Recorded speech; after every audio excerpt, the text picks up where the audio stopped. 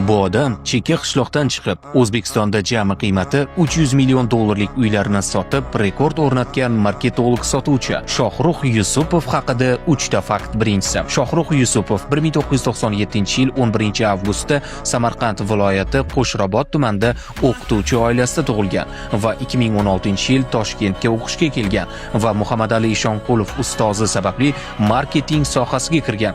Ikkinchisi, O'zbekistonda qurilish biznesida Zapusk texnologiyasini birinchi bo'lib qo'llab, oyiga 1000 tadan 2000 tagacha xonadon sotadi. Jamoasida 150 dan ortiq shogirdi bor. Anvar Temirov, Xurshid To'rayev va respublikadagi 10 dan ortiq yirik quruvchi bilan hamkorlik qiladi va 1 yil ichida jami 300 million dollarlik 10 mingta uy sotib, O'zbekiston bo'yicha rekord o'rnatgan. Uchinchisi, Shohrux Yusupov faqat marketolog sotuvchi emas, balki Anvar Temirov ustozi bilan bir nechta yirik loyihalarda biznes sherik. Qashqadaryodagi 360 xonadonli Qarshi premium loyihasi, 4 million dollarlik avtosalon. Endi esa Dubayda ham qurilish ham marketing bo'yicha ikkita biznes boshladi.